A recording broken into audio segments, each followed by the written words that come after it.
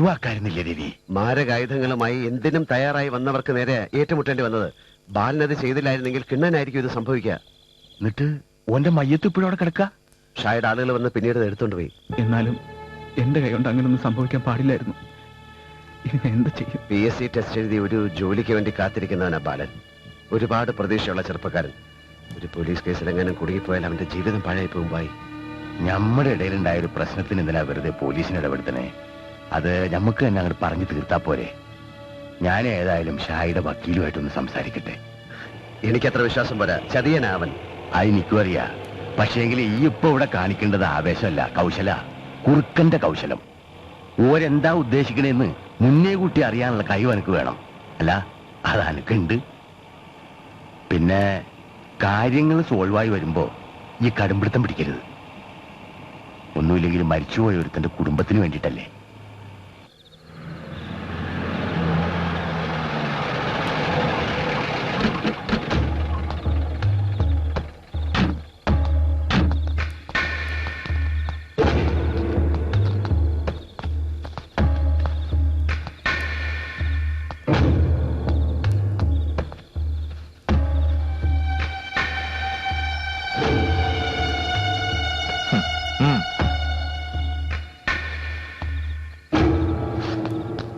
വന്നാട്ടെ.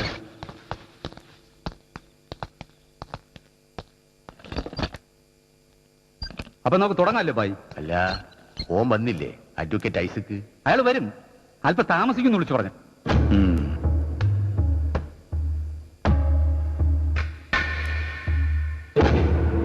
യാതൊരു പ്രകോപനവുമില്ലാതെ എന്റെ ആൾക്കാരോട് ഏറ്റുമുട്ടുകയും അതിലൊരാളെ കൊലപ്പെടുത്തുകയും ചെയ്തു. എന്റെ നഷ്ടം വളരെ വലുതാണ്. ഒന്നും അറിയില്ല എന്ന ഭാവത്തിലാണല്ലോ നിങ്ങളുടെ സംസാരം. കഴുത്തറക്കാൻ വന്നവന്റെ തല തന്നെ മണ്ണ് നിന്നു. അത്ര അവിടെ സംഭവിച്ചുള്ളൂ. ഒരിക്കൽ ഇതുപോലെ ഒരു മേശയുടെ ചുറ്റും ഇരുന്ന് ഭായിയും ഞങ്ങളുമെല്ലാം ഇതൊന്നും അവസാനിപ്പിച്ചതാ. ഇന്ന് വീണ്ടും നീയായിട്ട് ഒരു തുടക്കം കുറിച്ചിരിക്കുന്നു. അതെ, സാധാരണ ജനങ്ങളുടെ നന്മ അതാണ് ഞാൻ ആഗ്രഹിക്കുന്നത്. അതിനുവേണ്ടി ഒരു രക്തപ്പുഴ ഒഴുക്കേണ്ടി വന്നാലും ഞാൻ മടിക്കില്ല. ആരാണ് ഇവിടെ ഒന്നാമൻ എന്ന തർക്കം നമുക്കിടയിലെത്തിനാ? You see, we are all equals. ഞമ്മള് പരസ്പരം അറിയുന്ന ആൾക്കാരല്ലേ. ഒരു പരിചയമില്ലാത്തവരെ പോലെ വെറുതെ വർത്താനം പറഞ്ഞ് നേരം കളയണ എന്തിനാ? നമുക്ക് കാര്യത്തിലേക്ക് കിടക്കാം. നിങ്ങൾക്ക് എന്താ വേണ്ടത്? എന്താ നിങ്ങളുടെ ഡിമാൻഡ്? അത് പറയ്. ഒന്ന്, തൊഴിലാളി നേതൃസ്ഥാനത്ത് നിന്ന് രവി പിന്മാറണം.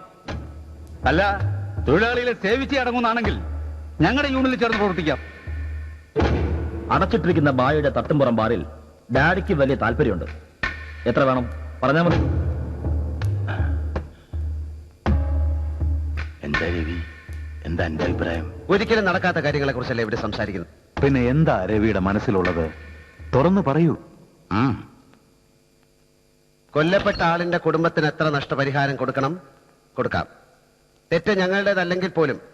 അല്ലാതെ ഒരു ഭീഷണി ഭയന്നാണ് ഞങ്ങൾ വന്നതെന്ന് കരുതിയാൽ നിങ്ങൾക്ക് തെറ്റി. മോനെ രവി, രാഷ്ട്രീയത്തിൽ പിച്ച പോലും വെച്ച് തുടങ്ങിയിട്ടില്ലാത്ത നിനക്ക് യഥാർത്ഥ ഗുണ്ടായുസം അറിയില്ല അല്ലേ? യുവജനങ്ങളെ വഴിതെറ്റിച്ച് കീശ വീർപ്പിക്കുന്ന താൻ ഇതുവരെ ശക്തനായ ഒരു എതിരാളിയോട് ഏറ്റുമുട്ടിയിട്ടില്ല അല്ലേ? നിയന്ത്രിക്കാമെന്നുറപ്പുള്ള കുതിരയുടെ പുറത്തെ ബുദ്ധിയുള്ള യോദ്ധാവ് കയറാവൂ. നിയന്ത്രിക്കാനാവാത്ത മൃഗത്തെ വളർത്തി വലുതാക്കരുത് എന്നും ഒരു ചൊല്ലുണ്ട്.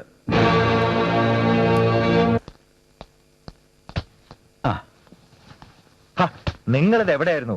അവരെല്ലാം വന്ന സമയത്രേ. പേച്ചല്ലേ. I am sorry. അഡ്വക്കേറ്റ് എത്തിയല്ലോ, ഇനിയല്ല അയാൾ തീരുമാനിക്കട്ടെ. Sorry, very sorry. ഒരു അത്യാവശ്യ കാര്യത്തിൽ പെട്ടുപോയത് കൊണ്ടാ. ടേംസ് ഒക്കെ സംസാരിച്ചല്ലോ അല്ലേ? എല്ലാം എല്ലാവർക്കും സമ്മതമാണെങ്കിൽ നമുക്ക് പത്രത്തിലാക്കിയേക്കാം.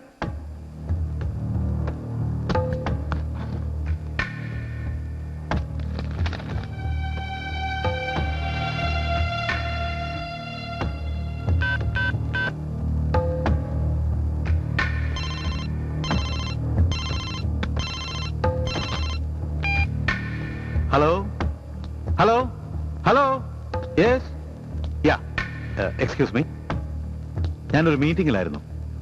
പറഞ്ഞോളൂ. എന്താണ്? എന്താ പറഞ്ഞത്? I see. അല്ല രവി, എല്ലാം സമ്മതമാണല്ലോ. അഡ്വക്കേറ്റ്, ഇവരാവശ്യപ്പെട്ട ഒരു കാര്യങ്ങളും ഞങ്ങൾക്ക് സമ്മതമല്ല.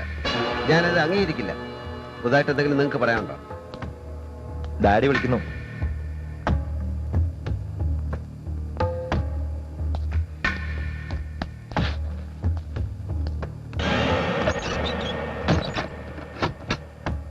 ജാടയിലും പടർപ്പയിലും തല്ലാതെ നമുക്കിനി കാര്യത്തിലേക്കും കടക്കാം.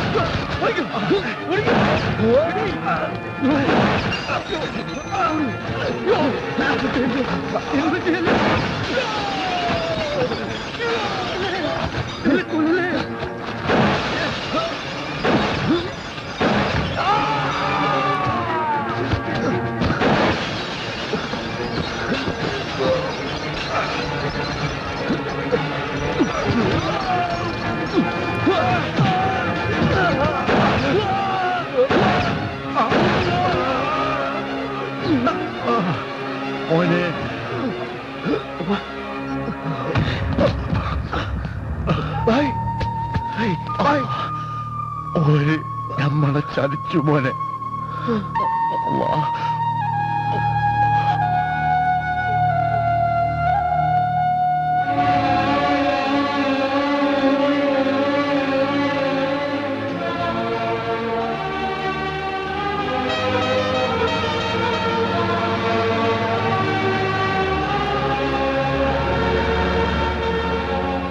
കയറാൻ എളുപ്പവും ഇറങ്ങാൻ വിഷമവുമുള്ള ഒരു പഴയ ഗോവണിയിലൂടെയാണ് ഇന്നെന്റെ യാത്ര. ഈ ജോലിയിൽ തിരിച്ചുപോക്ക് എന്നൊന്നില്ല. ഇവിടെ തെറ്റും ശരിയുമില്ല. മനുഷ്യനിർമ്മിതമായ നിയമങ്ങൾക്ക് പ്രസക്തിയില്ല. നിലയില്ലാ വെള്ളത്തിൽ തുഴഞ്ഞു നിൽക്കുന്നവനാണ് നിലനിൽപ്പ്. തുഴച്ചു നിർത്തിയാൽ അടുത്ത നിമിഷം ബല അവിടെ നിന്ന് നിർത്തും.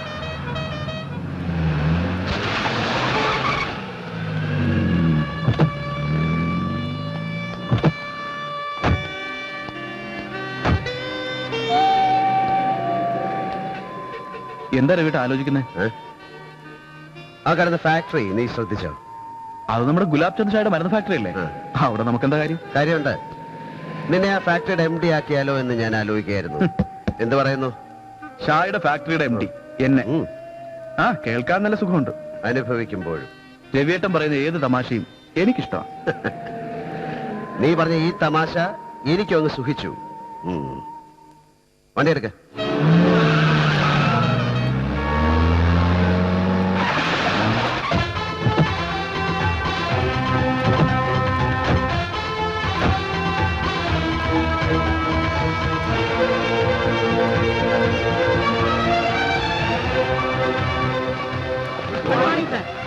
Good morning.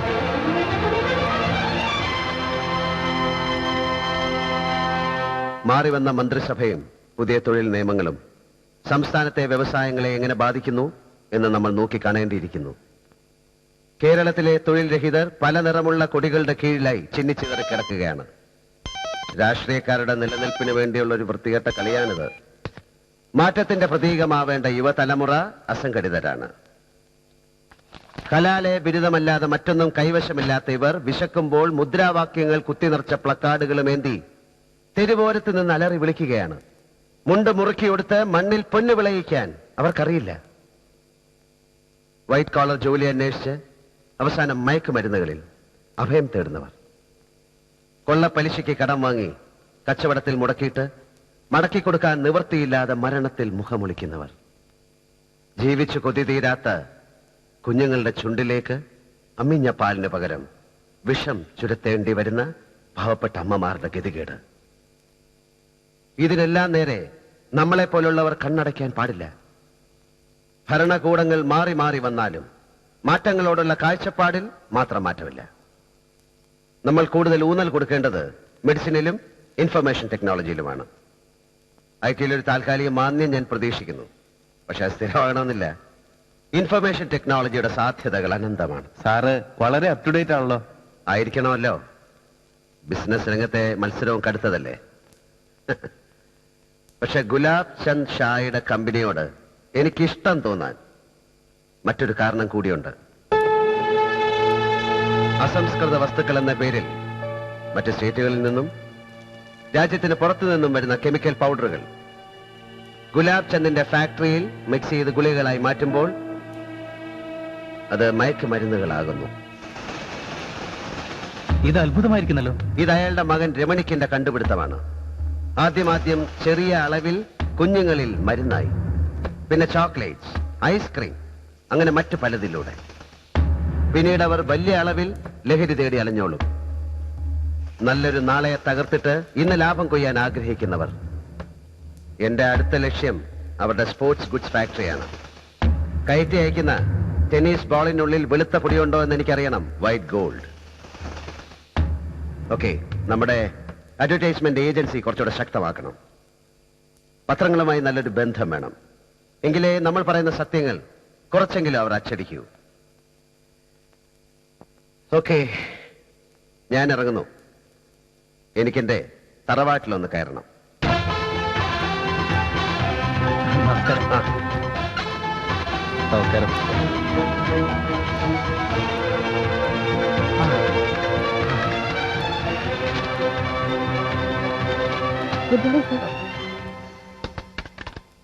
കലക്കിയില്ലേ ജി?